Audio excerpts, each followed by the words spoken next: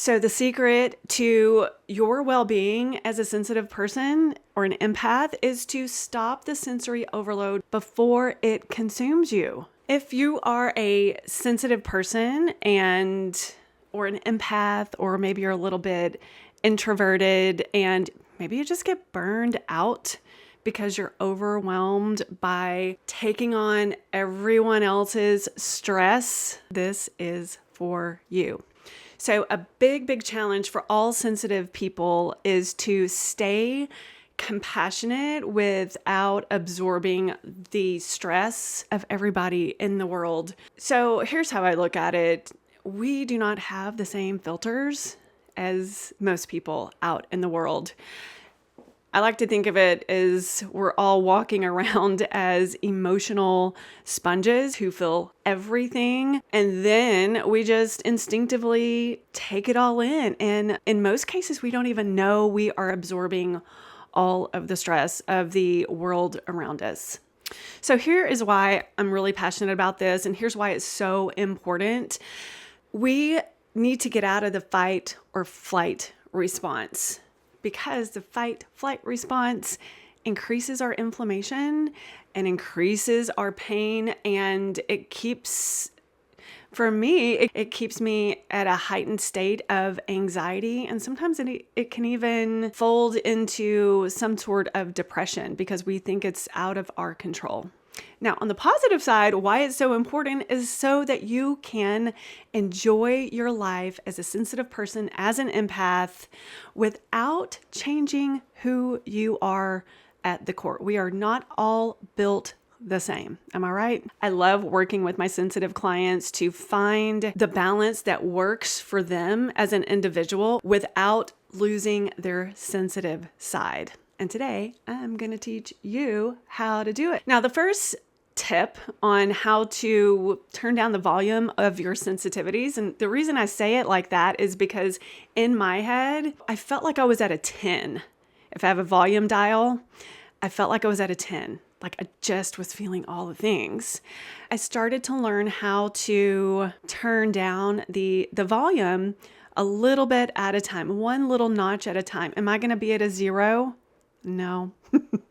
But I like to say I'm at about a 5, depending on the situation, depending on the day. And I can teach you how as well. Now, the first tip that I have for you to turn down the volume of your sensitivities is schedule your downtime. Schedule your alone time, because I think that is just something that we do not get enough of.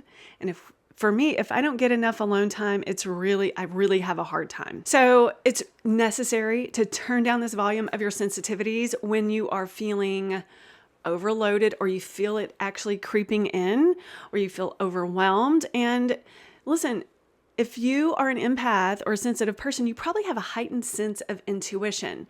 Your body is your intuitive receptor. So your body's going to start to give you some signals before you actually start getting overwhelmed. So I want you to really listen to your body. Where does overwhelm come from? Well, I mean, it's pretty general. We've got our phones, we've got our notifications on our phones, we have the news, we have all the social medias. I mean, I love a good Twitter rant, but I don't want to live there. I have to sometimes just turn everything off.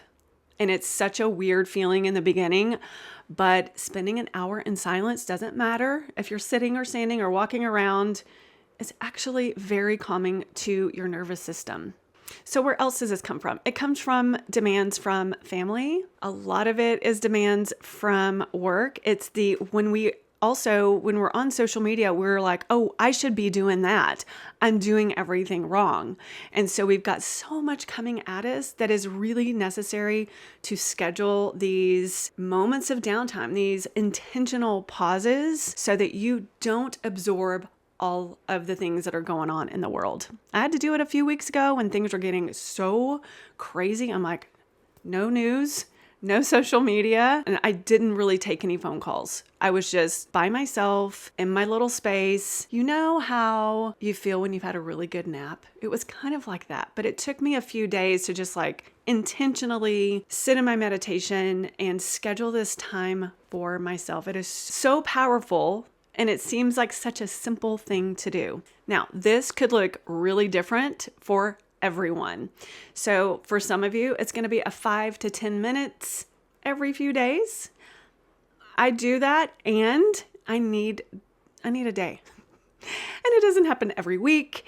But every so often I'm feeling it and I have to listen to my body, like what's really going on, and then schedule a whole day. Sometimes it's a whole weekend. I'm like unavailable.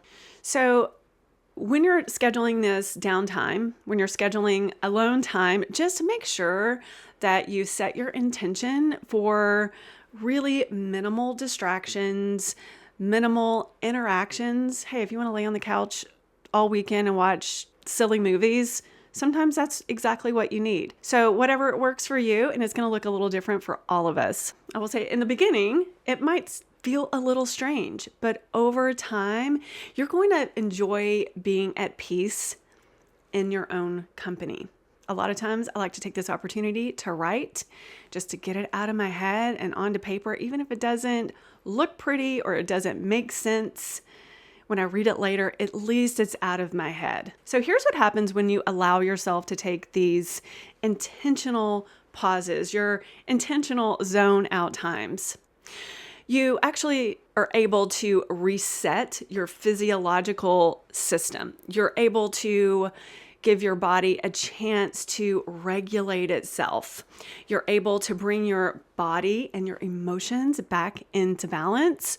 And by decreasing all of the stimulation, you're taking charge of putting yourself first, which is, I know it's hard. And it's something that we can gradually work on, and it builds over time. So this can help you start to reduce this overwhelmed state that you've been in for a long time and you haven't even realized it. It can help you manage these sometimes overwhelming emotions because there's so much coming at us and we don't know how to turn it off. It helps me focus better, but I have to take those intentional breaks. It also, when I've had this space, it helps create better boundaries. I kind of force myself to create a boundary with myself, not necessarily other people, but I'm like, I have to do this for me. Otherwise, I'm going to get sick.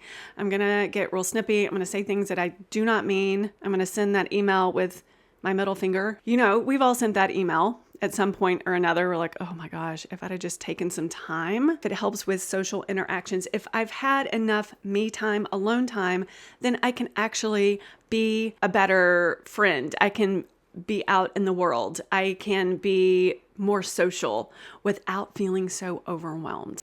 It also helps you balance out your perspectives in the world. So for instance, so you're able to see situations in a different light. I know when I've had a really stressful day and I've been kind of on edge, I've got a lot of deadlines I have to meet. At the end of the day, I go for a walk, and it's not a power walk. I'm not trying to make my steps or anything crazy like that. I just, right before it gets dark outside, there's this magical time that I love, and I just let it go. Because if you notice, this is a bit of a mindfulness exercise. If you notice, the colors are different at that time of the day. There's a little bit of a calm presence. The scents and smells are different. There's the temperature starts to change.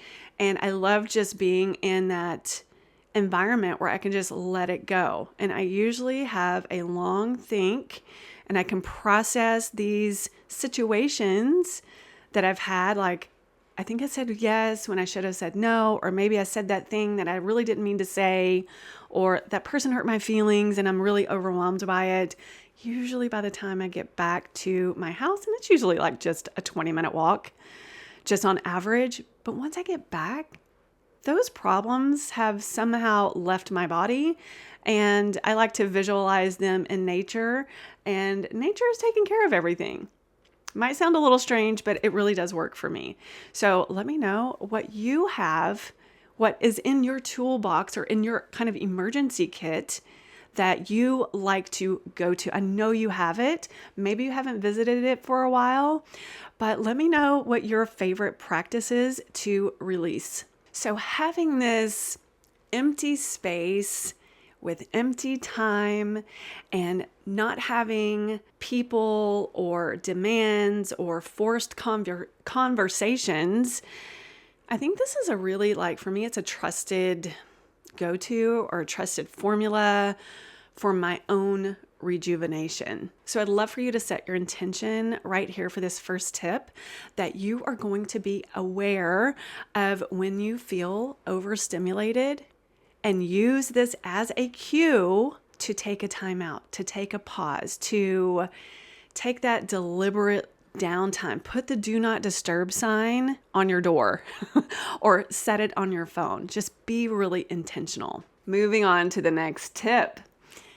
Cultivating your own meditation practice. Now, I have been teaching meditation for a very long time. After my first meditation, I was like, there is something to this, and I love it.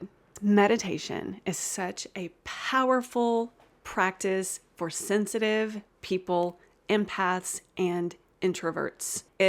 We get to take a vacation from these mundane tasks, and this is the perfect way to schedule your alone time, like I talked about in the first tip. These kind of build on each other. So what I want you to do is try these different things on before you make a decision, like, oh, I can't meditate. Listen, y'all, if I can meditate, anybody can do it. My brain is a squirrel who has a hard time crossing the street. Have you ever seen that? The squirrel's getting ready to cross the street. You slam on your brakes. He's like, oh, I've changed my mind. I'm going to go back over there. That's what it's like living in an ADHD brain. So if I can meditate, so can you. So it's a powerful way to get us recentered and release a lot of that stress, whether you're doing a walking meditation like I talked about a few minutes ago, or whether you're meditating indoors. It helps you return to the now. You don't have to have it perfect. I started meditating in a closet, like a kind of a bigger closet, and that was the only place I had, and this was years and years ago. I eventually moved to an east-facing window so I could watch the sun come up after I meditate. But now I'm in a different room, and I have what I call my meditation station, and I'm going to actually do a couple of videos on how you can create your own meditation station. You don't have to do the candles and the incense and all the things and all the crystals. I mean, I do because I like it. It's my ritual in the morning that gets me prepared for meditation. But you can just sit in silence and focus on your breathing. Now, shout out to David G. 16-second meditation. It's the same thing as box breathing. It's an inhale for the count of 4, hold for the count of 4, exhale for the count of 4, and hold that for the count of 4. You can do that one time. You probably are going to do it more than once. You can build up to maybe 10 rounds of 16-second meditations, or you can set a timer. That's usually what I do if I know I'm short on time. I'll set a timer for 3 to 5, 5 to 10 minutes, depending on what works for you. I really want you to set your intention to just play around with a meditation practice. I use Insight Timer sometimes. I use Brain FM, and I'll have a link for them in the description. Now, before I move on to the next tip, I want to let you know that I have a few meditations. One is a pain relief meditation. It's in a playlist here on my channel. Also, another one is to heal your relationships. Now, with that out of the way, we can move on to the next tip. All right, so the next tip I have when it comes to turning down your sensitivities is notice the overwhelm and listen to your fatigue. Yes, it's kind of a two-parter, but they kind of work well together. Notice overwhelm quickly. I talked about it earlier. Your body's going to start to give you signals. For me, it feels like burnt electrical wires in my body. That's the visual I get when I'm like, I think I'm getting overwhelmed, and it's just like my nerve endings, and I have no idea if this is true or not, but it's like my nerve endings are just burned. That's the only way I can describe it. Also, I feel like my arms are extra long. They're really heavy, and I just have a hard time moving. So that is usually a sign for me that I am overwhelmed. Notice when you are feeling overwhelmed. I'll give you some examples. Did you say yes when you probably should have said no? Did a boss or a colleague or a family member ask you to do something that you were like, I don't want to do this, but they're my boss or they're my whatever, so I guess I should do it? Or did you just plain old overcommit yourself? Y'all, my sister and I did this summer. We overscheduled ourselves and she was like, I don't know, I just feel so terrible. And I'm like, hey, why don't we reschedule this? And she's like, do you mind? I'm like, are you kidding me?